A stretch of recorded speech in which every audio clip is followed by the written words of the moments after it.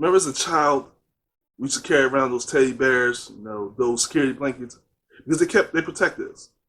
They protected us against all the monsters that were out in the world. The boogeyman that was hiding in the closet. You know that monster that was hiding under your bed.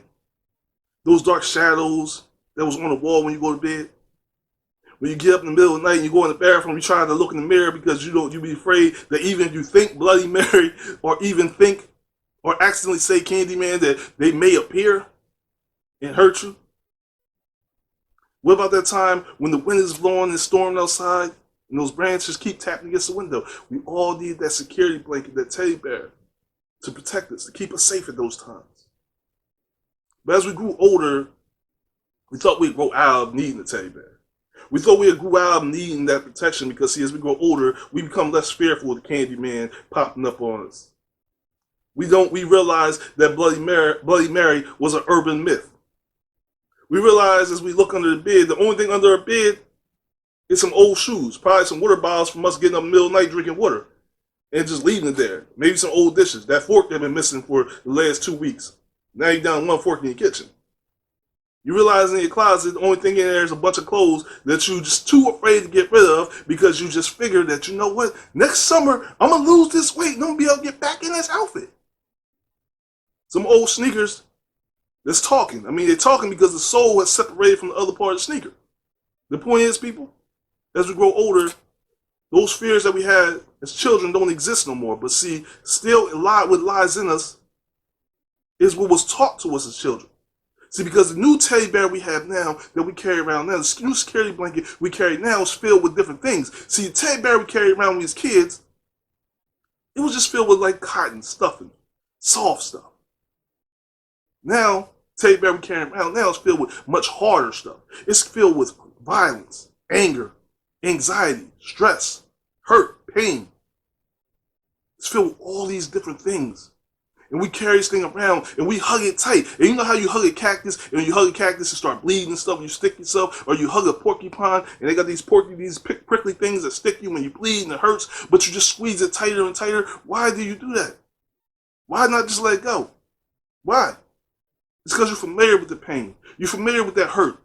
You're familiar with this teddy bear that you're carrying around because this family curse, this generational curse that has been passed down to you, you become familiar with it because you heard it your whole entire life.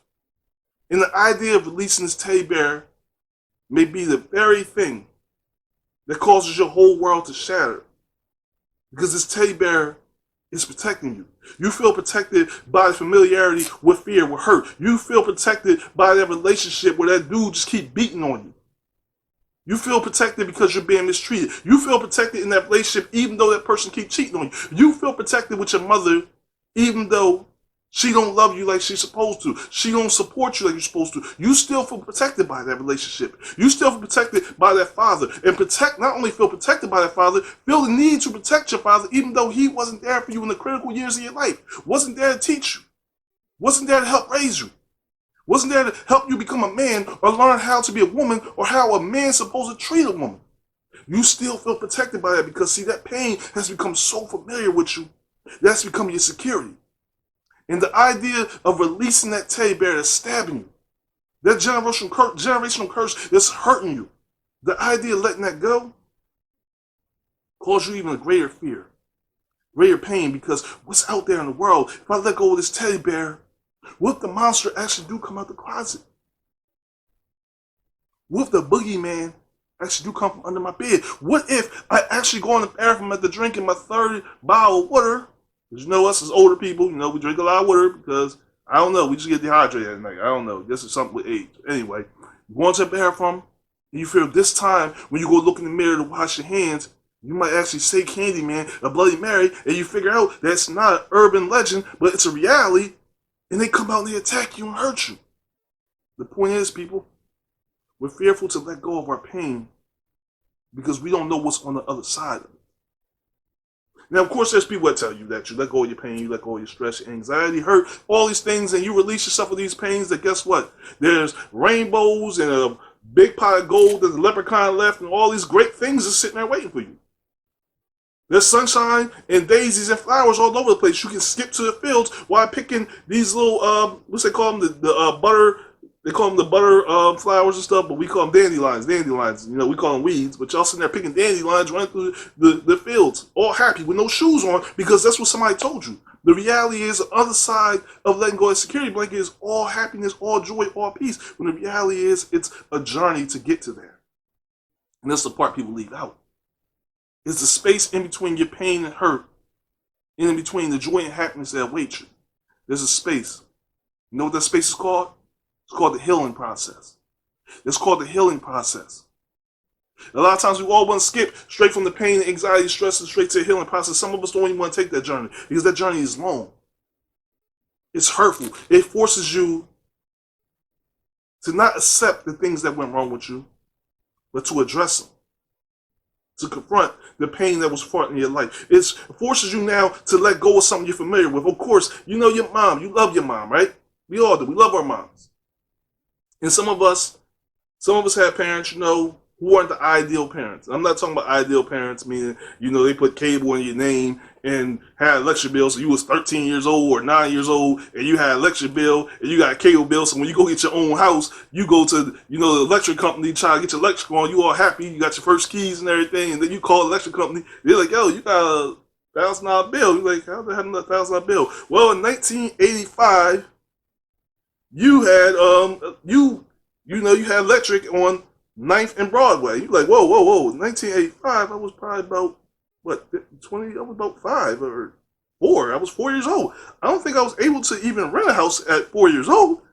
Point is, your parents already did that. But see, having a $1,000 electric bill is not the, don't look at me like that. Because some of y'all are looking at me like, yo, wow, people actually did that. Some of your parents did the same goddamn thing. So don't look at me like you acting all surprised like your parents ain't got electric bill, cable bill, old phone, landline, and your name. They did it too. It wasn't just mine. Your parents did it too. Don't even look at me like that, people. The point is that they did that and left a $1,000 bill in your name. That's at least the trauma and generational curses that be handed down to you. I mean, that's an easy fix right there. I mean, if you got the money, you know, you got your taxes back, stimulus came, you can just go peel off $1,000, pay that bill. No harm, no foul. But what about that pain from your parents telling you at 8 years old that you're going to be in jail? What about that pain of them telling you not only that you're going to be in jail and that you're going to be in prison, but I ain't going to be coming to visit you. Don't expect me to bail you out. Don't expect me to give you commissary. Don't expect me to come visit you. What about that pain of you being a little girl growing up and your mom telling you constantly that you're ugly, that you're worthless, that no man will ever love you, that you will never find happiness? Imagine your mother telling you that consistently to the fact that you start to believe it. What about the fact that your mom telling you that when a boy hits you, that this is the way it's showing love? So you grow up, and when a man beating on you, you identify with that as that man loving you. What about that? What about you, a young man? You're a young man living out here in the projects. I know, we try not to be part of our environment, but you grow up out in the hood, right? You growing up without no father. And I know the women out here always say, that a woman can raise a man, but the reality of the situation is women can't teach everything to a man that a man needs to know. So you got this young man growing up in the hood, in the streets, put their arm around him. They embrace him. And they tell him, yo, I'll be your father. I'll teach you how to be a man. I'll teach you how to survive. I'll teach you all things that your mom can't teach you. You grow up without a father. You survive that. You survive the streets. You survive the drugs, the guns, the liquor. You survive the fast money, the women, all the things that come with it. Only to have your father come back later on in your life as you walk across the stage in college, graduating, and him telling you, your success was based on me. I did a good job raising you, boy. And the hurt and pain, not knowing he wasn't there the whole time. You're carrying that right now, aren't you? See some of y'all tearing up in your eyes right now. You've been abused. You've been beaten. A lot of times, especially in the black community, we think, these kids spoiled, they ain't getting a whooping. Spare the rod, spoiled child. We need to beat these kids. We need to beat them because that's why these kids up there shooting up schools and stuff. This is why they sit here doing all this crazy stuff right there, playing bombs because they ain't got no behind whooping. You really believe that, don't you? You really believe that because, see, you've been beaten so much that you actually accepted your generational curses, and you've been beaten that you realize you think That your life is good and that your life is great because somebody whooped you and beat on you, told you get switched off the tree and whooped you behind with it, so you think your life is good and that you're respectable because of that. You think you're successful because somebody whooped you behind with extension cord. And the fact of the matter is, some of you right now listening right now to this show right now still believe it and still tell your grown children this. You still believe it. You still believe it. But see, generational curses go much deeper than the physical hits. It goes deeper than the neglect that you have. See, because generational curses could even exist with sometimes parents just being a little bit too much hands-on. So let's talk about it, people. Let's talk about it. We're going to get back to the teddy bear in 1 second. We're just talking about the feeling in the teddy bear right now. We're talking about all the things that's inside your teddy bear right now. We're going to get back to it. But see, sometimes generational curses come from the fact that some people, some parents, are a little too hands-on with their children. It's a little too hands-on. I ain't talking about the parents sitting there, making kids breakfast and sitting there, cutting up their food and all that type of stuff. I ain't talking about that. I'm talking about hands-on where, some parents just a little too touchy-feely. It's a little too touchy-feely. Dad get drunk. Mom ain't in the mood. Sneak in a little girl's, little daughter's room, in their son's room. Start putting their hands on them. Start touching on them inappropriately. And so you can't always go talk to your mom and dad about it. Because see, a lot of times you go talk to your mom and dad about it, they tell you lying. Because it not even gotta be dad. It could be mom's boyfriend. And mom tell you, being a girl, oh, you've always been fast. You always flirting with my man. You always in his face. You turn to the person who asked for this. You asked for this sexual abuse. You asked for this man come in. That's what they accuse you of. They accuse you of asking for when you never did. You didn't want this. You didn't ask for this. You didn't give any windows into this man to feel he can come in your room and fill you up to touch you inappropriately. You wasn't even thinking about that. But see, so many people forget about their sons, people. Forget about their sons, and the fact the same thing happens to their sons. But see, their sons even feel even less inclined to speak about it because see, the embarrassment sets in. The embarrassment sets in when another man touches your son inappropriately, does something to him. Because then they have to deal with struggling with their sexuality. The mental abuse starts to really kick in. Those wounds start to be internal. Can't talk to you about it because they're too embarrassed. What if others find out about it? Grow up questioning themselves. Will people mock me? Will they laugh at you? They don't go through. Would you even believe them? Y'all don't believe that though. See, y'all got these dudes out here and y'all dating these dudes, ladies. Let me tell you something. Y'all dating these dudes out here right now, right? Check this out. Y'all don't understand this. I'm just going off course for a second. But y'all don't understand. Y'all dating these dudes. We're talking about our sons and abuse. And y'all thinking they all into you, but you don't understand. You never look at the signs of how these dudes act. This dude will not cheat on his barber. He will not go see another barber, but he'll cheat on you. This dude will not sit down and watch Coming to America 2 with you. Will not sit down on Netflix and chill with you, watch a movie. But if his boy call him, I don't care what time it is, he will hop out bed, get his clothes on, and run and spend the whole day and half the night with his boy. This dude ain't got time for you, but he got time for his friends. And you ain't getting it yet?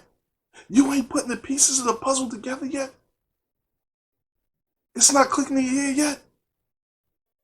He ain't in a relationship with you. He ain't even into you. He into dudes. And he's leaving this dude around your sons, thinking everything all right, though. People, pay attention to the signs. Just saying. Back on the subject of the teddy bear. The point is, you are filled with these things. These emotional things, these generational curses of physical abuse, emotional abuse, mental abuse, is all these things that you deal with. And see, the thing about mental abuse, mental scars is they don't go away so fast. They don't heal as fast as somebody beating on you, cutting on you. These mental scars live deep. They dig deep and it takes a long time to heal. But what do? What do you do over time? You become so familiar with this pain, so familiar with a dude hitting on you and start to accept the fact that that abuse demonstrates love. You become so familiar with your parents disappointing you, not showing up to your graduation, not showing up for birthday parties, not showing up for baby showers, not showing up for the most important moments in your life. that you become so comfortable with it, that you become familiar with it. And your familiarity becomes your security because, see, you expect these things to happen. You expect things to go wrong. And not only do you expect things to go wrong, you start telling yourself. You start telling yourself that I'm not going to be this way with my child. And you try to tell yourself enough that hopefully one day you actually convince yourself to believe that you're going to be a different parent. You start saying it enough when you actually start to become who your parent is. You become your mom. You become your father because you've been telling yourself for so long that you don't want to be them, that you actually become them. And before you know it, you start mimicking their behavior. You start beating on your child. You start turning your head when someone starts to abuse your child. Physically, emotionally, mentally, sexually, you start to turn your head. You start telling your kid, pardon my French people, but they ain't shit and they ain't never going to be shit. You start telling your kids, your sons, you look too much like your damn dad. You start hugging that teddy bear even tighter and you start bleeding even more. But the only problem with that bleed don't stain your clothes, it starts staining your children.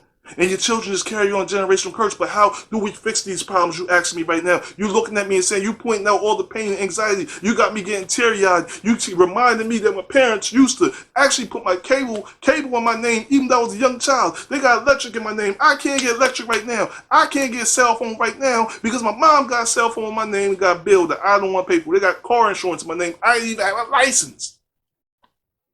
Now, how do I fix and how do I deal with these issues? How do I come back from this trauma that I've been living with? You telling me, how do I do that? This is 20, 30 years of trauma you talk about right now. How do I come back from somebody sexually abusing me? I'm ready to give you a hardest pill that you ever going to have to swallow in your life, people. Get prepared and brace yourself. Get a giant glass of water, lemonade. Get that glass of water you get when you ready to go, when you sleep at night. You know you wake up at 3 o'clock in the morning, you got to drink some water because you're dehydrated. Get that glass of water because this pill I'm about to give you is a big pill to swallow, and trust me, some of y'all gonna choke on it, some of y'all gonna just spit it right back out because you're not gonna be able to swallow this pill that I'm about to deliver you. Are y'all ready? Here it comes. You got to learn to forgive the people that hurt you. Told you, some of y'all ain't gonna be able to swallow that one. Told you. Some of y'all choking right now, some of y'all spit that pill right back out. You have to not only forgive them, but you gotta forgive yourself. You gotta forgive yourself for what you did wrong. You gotta forgive yourself because some part of you allowed yourself, even though you fought so hard to not be your mother and father, allowed yourself to become your mother and father, allowed you to bring the trauma to your own children, allowed yourself to bring trauma to your daughter, allowed yourself to tell your daughter she wasn't beautiful, allowed you to tell your son that he wasn't shit. Some part of you made the mistake of bringing your family and your issues and allowed that family generational curses to be passed on to your own children. And you need to forgive yourself for that because you made mistakes. Yes, you bled on other people. But just like blood, it can get washed out. There's still time to correct the mistakes of your past. If you're still alive, you're still breathing, it's time to correct. You still have time on this earth to correct your mistakes of your past. You have time to forgive yourself because once you forgive yourself, then you can turn over a new leaf, a new life. Stop reminding yourself of how much you don't want to be like your parents. Stop reminding yourself of what your parents used to be. It's time to let go of that damn teddy bear. Let it go. Just let it go, people. I know it's hard to let something go. I know people always tell you the true strength is holding on to stuff because if you hold on to that rope, that's showing you're strong and how strong you are. But the true strength is shown when you can let it go, when you can let go of that rope, when you can let go of that teddy bear. Let it go, people. And when you letting it go, forgive that person who mistreated you. Forget your parents for not showing up to your birthday, to your 16th birthday. Forgive them for not showing up to your wedding, to your anniversary party. Forget them for not making it to your graduation. Forget them for the sins and mistakes, for them having a drug problem. Forgive them for turning their head. Forgive them for not protecting you at the times you felt scared. Forgive them for the time when you wasn't in the bathroom, you was fearful that you would scream candy, man. They would show up and you thought they did, and you ran down the hallway screaming to your mom and dad. They didn't wake up and protect you. They sent you back to bed to deal with that demon by yourself. Forgive them for everything they did. But understand something, when I'm telling you to forgive them, people, forgiveness is not a gift for the person who hurt you. Forgiveness is a gift to you. A gift to you. It's releasing you from that mental, privately owned prison that you have, that you've been living in for so long. And the only guard has been you. It's time to release yourself from that prison. Release yourself from them having control over your life. Release yourself from people having control over your emotions, your feelings, and the way you deal with your children, the way you raise your children, the way you feel about yourself, the way you look at yourself, the way you deal with your current relationships. And I'm talking about relationships with your friends, your job, your business. with your partner. It's time to forgive them so that you can release yourself from the prison that you're in. I told you this is going to be a big pill to swallow. You have to allow yourself time to truly heal, people. When you forgive them, you have to allow yourself time to heal, time to grow, time to repair. You have to give yourself positive affirmations every single day, telling yourself, even though they told you were ugly, that you're beautiful. Even though they told you wasn't worthy, you are worthy of love. Even though they told you you can't leave that relationship, that you will never leave that abusive relationship, you got to tell yourself that I'm strong enough, and you got to believe in yourself before anybody else do. Because let me tell you something, people, whether you start your own business, whether you start your own relationship, you're not going to get the support that you always want from your family. You're not going to get your support from your loved ones, your brothers, your sisters, your mom and dad. Sometimes you're going to be out on that raft all by yourself, traveling alone. The only person that believes in your dreams, the only person that believes in your goals, or the fact that you can achieve them is yourself. And guess what? That's all you need is you and God. And if you got you too, you can achieve anything. Not every vision is meant for everybody to see. Not every gift is not meant for everybody to understand. It's for you. And as long as you understand it and you believe in yourself, you will achieve success. You will grow. You will release yourself from that privately owned prison that you've been living in for so long. You will no longer need that teddy bear. You can finally let go of that teddy bear. You finally can let go of that security blanket. You can finally let go of familiarity and create a whole new familiarity. Create familiarity of love, passion, happiness, joy, peace. You can create a whole new familiarity where you don't need a security blanket. You don't need a teddy bear. You don't need anyone else. Because let me tell you something from personal experience, people. When I first started doing my episodes on my podcast, let me tell you something. It wasn't family members. It wasn't loved ones that supported me. Some of the most people that supported me and watched my show every single week commented was not even close friends. It was people I knew, but they didn't talk to me. I didn't talk to them. I didn't have a great relationship with them, but they would watch my show every single week. They would comment every single week. They would let me know, even when I didn't do good, to keep going. They would encourage me to keep pushing forward, to continue to grow, to continue to heal, to continue to be transparent with you, people. And that's when I learned, people, that sometimes the love that we seek, the family that we seek, is not the family that we were grown into, not the family that we was raised in the house with, not the family that shares the same blood or last name. Sometimes the family that we truly have, the loved ones we truly have, are the ones we create. And that's why we created Henry's House Media Production, because it's a house full of family that's made up of a bunch of different people, bunch of different races, bunch of different genders, bunch of different religious beliefs, bunch of different dreams and goals that they want to achieve. But it's a place that does not harbor anxiety, stress, family curses, generational curses, past pain. It's a place where you come, where you want to release yourself, where you want to be free to be you, to be me. It's time to swallow that pill, people. You swallow much harder pills. You know, some of you, you was up there getting having too much fun, when you're younger ages. And you know what I mean? You had to go to the clinic because you was burning. And you know what burning means. You had chlamydia. You had a couple things going on. You was a little too fun. Too much fun. I get it. I'm not judging you. And you had to swallow that pill. You had to swallow that pill to, get the antibiotic in.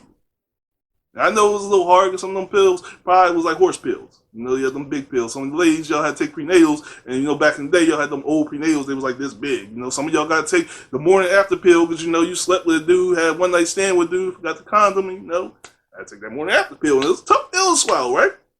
But the point is, no matter how tough those pills are swallowed, this will be the toughest pill you ever swallow. It's forgiveness, people. But trust me, forgiveness is not for the person who had crossed you, who hurt you, caused you pain, anxiety, trauma into your life. Forgiveness is truly for yourself. You have to learn to forgive yourself, people. You have to learn to release yourself from this prison. I know this is a hard pill to swallow, and I want you to take your time. I want you to stare at this pill for a few minutes. I want you to think about this pill for a few minutes. I want you to think about the journey, the possibility of healing, and what's on the other side of that. Yes, there is rainbows and pots of gold that the leprechaun left behind. There is daisies for you to pick, sunflowers for you to pick. There's great things. You can walk through the grass with no shoes on. You can do all those good things, people. There's a brighter side where the sun always shines. But remember, people, from your anxiety, your stress, your trauma, your family generational curses to this other side, there is a journey. And in that journey, you must go through the healing process. You must allow yourself to heal. And the biggest part of the healing process is not only forgiving others, but forgiving yourself. Stop trying to not be your parents and start trying to be you. Find out who you are and be you. Believe in you, be grateful, and love you. I am Alan the Great. I want to thank you for joining me for another episode of Past the Present Podcast. I know y'all miss me. I can see it in all your eyes. If all y'all who parents who have created, got electric bills, cell phone bills, cable bills in your name. Call them right now and tell them, look, I was 5 years old at the time. That wasn't me. And make your parents pay back them bills. You might not be able to get money back from the trauma, reparations from the trauma they caused, but you can get reparations from them bills that they have in your name. Don't sell for that, people. Don't allow yourself to be in debt or have bad credit because your parents didn't have responsibility when they were children. You don't let them do that. Don't let them leave that on you, people. Don't let them leave this earth and leave you with a bill instead of a will. We ain't going for that, people. No more. Make that adjustment, make that change. Make sure that you are the perfect parent and the best version of yourself for your children. Let go of yourself. You have my permission, my personal permission to forgive yourself. You have my personal permission to forgive others. Again, I am Alan the Great. Hit the like button, comment, subscribe, share this video with anyone you know need to hear this message today. I want to thank you for being here with me. We have more guests, more healing, more happiness, more laughter. More subjects coming really soon, so stay tuned, stay involved, stay woke, and continue to support this show because this show truly supports and loves you. Until next time, people, I only got one thing left to say, y'all. Stay tuned. Peace.